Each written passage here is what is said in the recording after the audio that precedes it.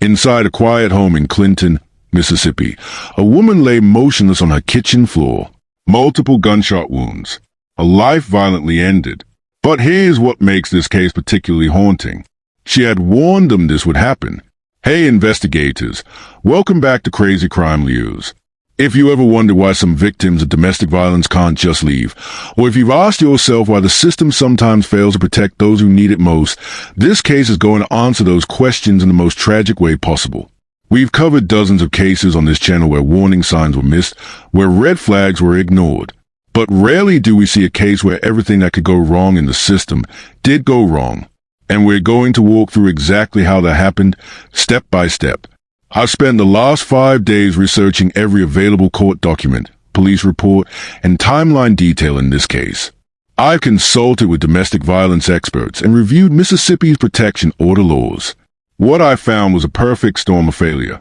So today, we're going to investigate together what happened to 45-year-old Jasmine Singleton. We're going to examine the relationship that led to her death, the attempt she made to protect herself, and the critical moments where intervention could have saved her life. And I want you to pay special attention to the timeline we're about to break down, because by the end of this video, I'm going to ask you a critical question about accountability. So stick around. But before we dive into the investigation, make sure you're subscribed and that notification bell is on, because cases like this demand our attention. Now, let's meet Jasmine. Jasmine Singleton was 45 years old, a mother, and a resident of Clinton, Mississippi, a small city just outside of Jackson with a population of about 25,000 people. Clinton is a kind of place where neighbors know each other, where people feel safe. The kind of place where violent crime isn't supposed to happen. Those who knew Jasmine describe her as a warm, caring person who always put others first. She was someone who believed in second chances, who saw the good in people. And like so many victims of domestic violence, that compassion would ultimately be weaponized against her. Jasmine had been in a relationship with 42-year-old Carlton D. Mack. And like many abusive relationships, it likely didn't start with violence. It started with charm, with promises, with love bombing. But at some point, and we may never know exactly when, that relationship turned dangerous. Now, here's what's critical to understand. Jasmine didn't ignore the danger. She didn't stay without trying to leave. In fact, she did everything right. According to available information, Jasmine and Carlton were ex-partners at the time of her death. That means she had already taken the hardest step. She had left the relationship. She had recognized the danger and made the decision to separate from Carlton Mack. But here's a statistic that every person needs to understand. The most dangerous time for a domestic violence victim is when they leave. According to the National Coalition Against Domestic Violence, approximately 75% of domestic violence homicide occur at the point of separation or after the victim has left the relationship. Why? Because leaving represents a loss of control for the abuser. And when an abuser loses control, they escalate. Jasmine understood she was in danger. She had taken steps to protect herself. But as we're about to see, protection on paper doesn't always translate to protection in reality. So let's talk about what happened in the days and hours leading up to October 20th, 2025. In the days leading up to Jasmine's murder, there were warning signs. And here's what makes this case even more disturbing. This wasn't Carlton Mack's first brush with violence. According to police records, Mack had multiple prior arrests for domestic violence. Multiple prior arrests. By mid-October 2025, Carlton Mack was Jasmine's ex-boyfriend. The relationship was over. But for Carlton Mack, a man with a documented history of domestic violence, that wasn't acceptable. Understanding the psychology here is crucial, investigators. Abusers often view their victims as property. When that property tries to leave, the abuser's mindset shifts from control to punishment. It becomes, if I can't have you, no one can. And here's something else critical. Carlton Mack was convicted felon. Under federal law, convicted felons are prohibited from owning or possessing firearms. Remember that, investigators. We'll come back to it. October 20th started like any other Sunday in Clinton, Mississippi. But for Jasmine Singleton, it would be her last day alive. The exact timeline of events that morning and afternoon is still under investigation, but what we know is devastating. At some point on October 20th, Carlton Mack entered Jasmine's residence. We don't yet know if he forced entry, if she let him in, or what the initial confrontation looked like. But what happened next was brutal and calculated. Jasmine was found in her kitchen, not in a bedroom, not near an exit. In her kitchen, the heart of her home, a place where she should have been safe. And there, Carlton Mack shot her multiple times. Multiple gunshot wounds. This wasn't an accident. This wasn't a moment of passion. This was execution-style murder. When authorities arrived at Jasmine's home, they found her deceased on the kitchen floor. There was nothing paramedics could do. She had been killed by someone who claimed to have once loved her. Crime scene investigators immediately began processing the scene. Shell casings, blood spatter patterns, entry and exit points. Every piece of evidence told the same story. This was intimate partner homicide. And here's what makes this even more chilling. Investigators. Carlton Mack didn't run. He didn't immediately flee the scene. In fact, as we're about to see, he was located just 2 days later. So where was he? And what was he doing in those 48 hours?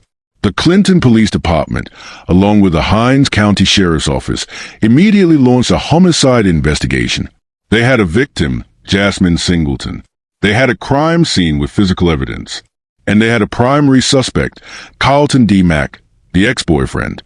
Now, in cases of intimate partner homicide, police know time is critical.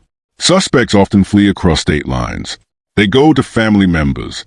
They try to establish alibis. The first 48 hours are absolutely critical. For 2 days, investigators worked around the clock. They interviewed neighbors. They pulled phone records. They tracked financial transactions.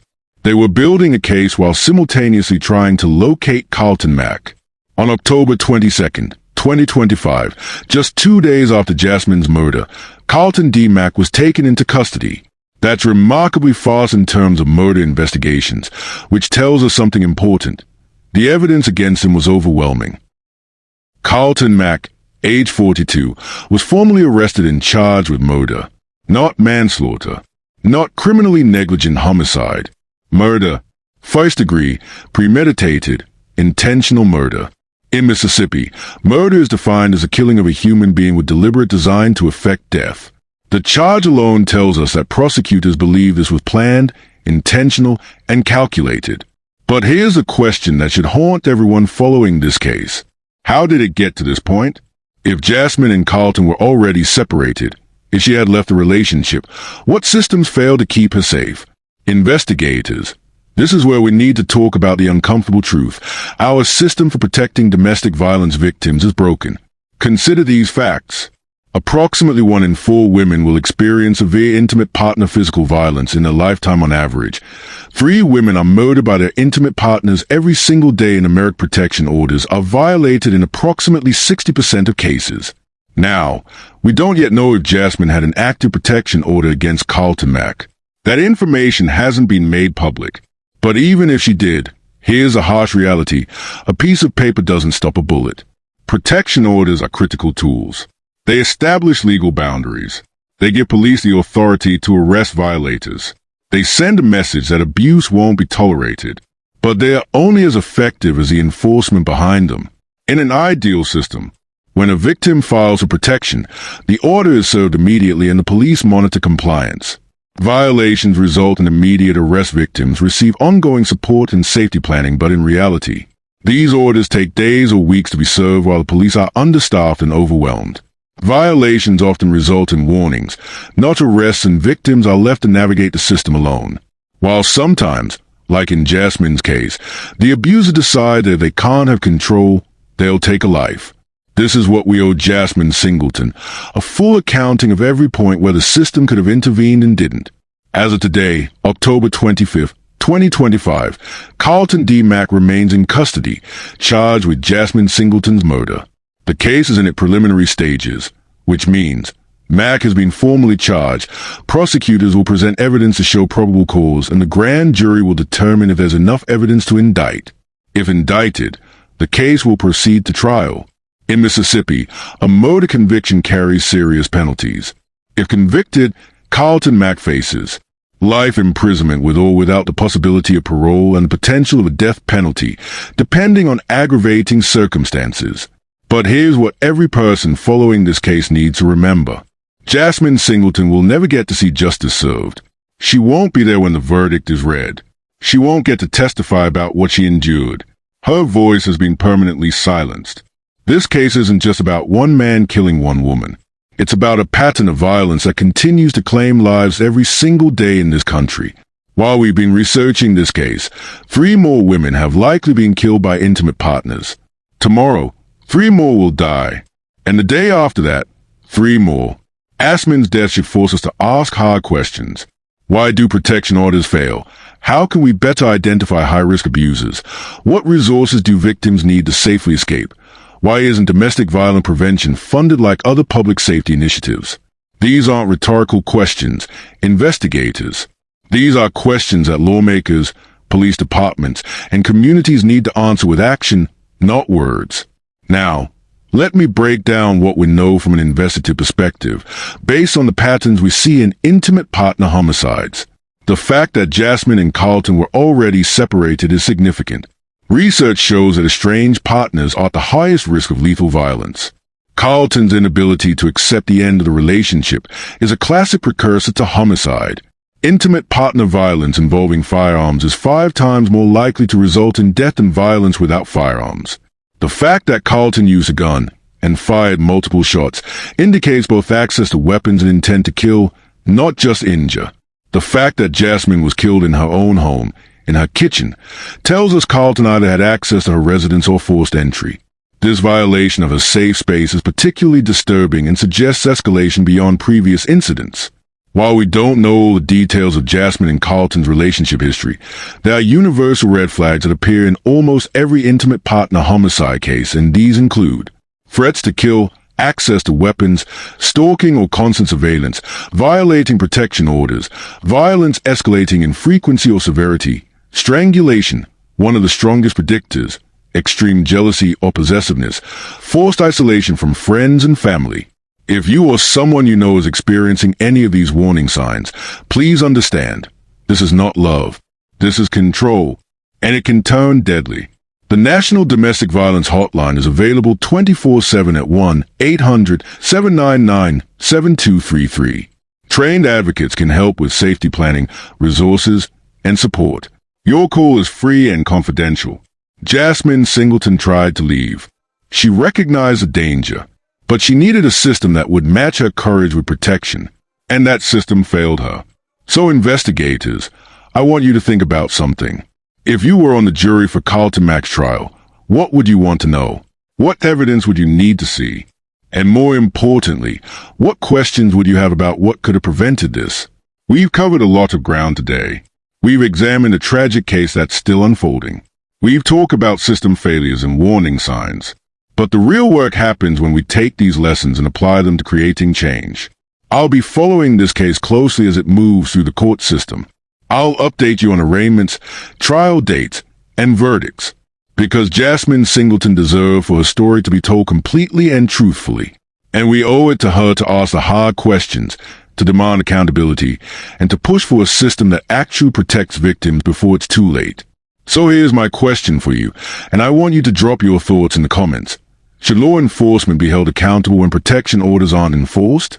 What systemic changes would actually save lives? I'm pinning a theory question below, and I want to hear your perspective. If this case affected you, if you learned something, or if you think this story needs to be heard, please share this video. Jasmine's story matters. The conversation we're having matters. If you're new to the channel, hit that subscribe button and join the investigation squad. We cover cases like this every week, cases that demand our attention, our analysis, and our action. And turn on notifications, because our next case is going to examine another failure of the justice system, one that's going to make you question everything you thought you knew about witness protection. Jasmine Singleton, born 1980, died October 20th, 2025, age 45. She was more than a victim. She was a person who deserved to live, who deserved to be safe, who deserved a system that protected her. Justice delayed is not justice denied. I'll see you in the next investigation.